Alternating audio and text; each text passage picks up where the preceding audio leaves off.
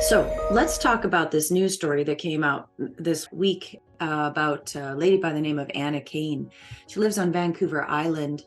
Anna was diagnosed a number of years ago with breast cancer, and she went through the standard treatment protocol, and she was told in 2021 that her cancer was gone. Despite that, she still had some funny symptoms elsewhere in her body, particularly abdominal region, and she repeatedly went to the walk-in clinic. The news story that was posted in the Vancouver Sun talked about how far of a drive it was from where she lived. How often she would leave at 6 a.m. just to get to the clinic for 8, and sometimes the clinic wouldn't even be open, or there would be very long waits even then. She was rarely seen by the same doctor twice.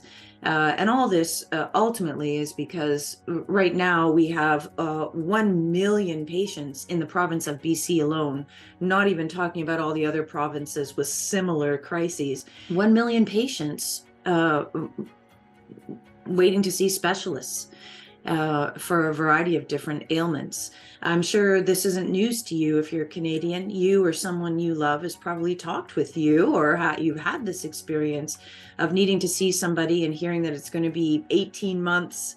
There's folks with desperate need for knee, hip, and back surgeries that are creating great problems in their lives, and chronic pain leading to depression and poverty, having to wait 4+ years for surgeries. The information that I have says that right now we have a need for about 12 more oncologists in the province. In fact, BC has fewer oncologists per capita than most other provinces, which is kind of interesting given the size of our province. But anyway, point is, we're short a lot of oncologists. Not only that, there's about 1,400 general practitioner vacancies in the province. Anna's doctor retired. She did not end up being able to find another GP. My family and I are in the same boat, interestingly enough, although she and her husband, because of the seriousness of her concerns, went physically for about an hour drive to get to the walk-in clinic closest to her on a regular basis. Anna reports being somebody who doesn't complain frequently about health. And what stands out to me most about that is that had she a regular doctor, that doctor would have known that. Not only would that doctor have known that she'd already had breast cancer very, very recently, and for her to be complaining about some of the conditions she was complaining about should have immediately raised a red flag about the likelihood of metastasis or a recurrence of cancer. As it was, the fact that she was left to go to a variety of walk-in clinic doctors, no one caught the fact that A, she's not a complainer. She was there 16 times in 2021 and 9 times in the first part of 2022 prior to ending up in ER with such extreme pain that they finally took some x-rays, did a little bit more of a review, and discovered that she had stage 4 ovarian cancer now. Again, having just recently been given the all clear from breast cancer, the greatest likelihood is not that she developed a completely separate cancer, but that she was never all clear to begin with, which is a common phenomenon we see, sadly, in cancer care in Canada, because the diagnostics used to identify cancer in the first place or give patients the all clear are not very effective. At most, we have a CT scan, which is about 60% accurate if we're lucky, but requires repeated scans for accuracy because it does not differentiate between benign and malignant tissue. We have basic blood work, which can miss a lot. The point is, Anna did her best. She and her husband did their best. Over 20, let me do my math here. Good Lord, what is that? That's 25 visits in about a year and a half to this walk-in clinic, only at most to be given some antibiotics, really. And ultimately to be told in the hospital room by herself, her husband had left the room, that she had stage 4 ovarian cancer and needed to get her affairs in order. She was also told that she would be contacted by an oncologist or by the cancer clinic to be booked in within 7 days. 3 weeks later, she and her husband still had not heard. Again, for some of you, this is a familiar story. For others of you, this sounds surreal, but this is the reality for cancer patients across the country right now. The diagnostics that Canada uses to identify if a patient has cancer actually secured us a 23 out of 28 rating by the World Health Organization for the quality of our diagnostics for cancer care. 23 out of 28, not great. We can take a look at this particular case also. Jannelle, Chemko, her grandmother and her mom both died of cancer in their 50s. Jannelle has been identified as having an inherited breast cancer related mutation. She was told when she had an ultrasound that she has some suspicious spots on her breast. That was about 5 months ago now.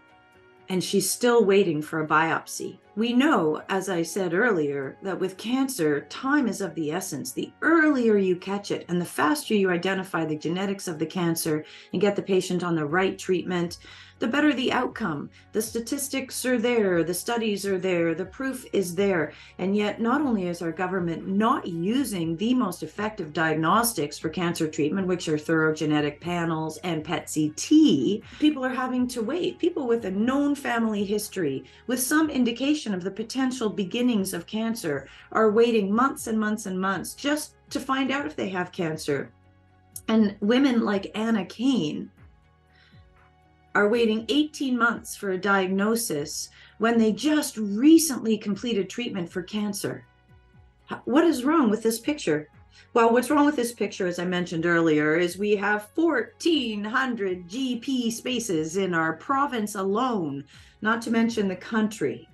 We are using substandard diagnostics for cancer. We don't have enough GPs. We don't have enough resources. And again, we're down about 12 oncologists for the province, and that's really with sparse coverage. I'm not blaming anybody here, just so you know. There are lots of reasons why things are the way they are, and I'm certainly not complaining about doctors specifically. They have a right to be paid well. They have a right to have manageable caseloads, and certain contracts that have been signed with governments in the past decades have really made that difficult. Many GPs are therefore actually giving up their full-time in-person practice and going to work for virtual practices. I don't have a complaint about that, as long as there are enough people to see people in person. I'm in full support of people having the careers that they want.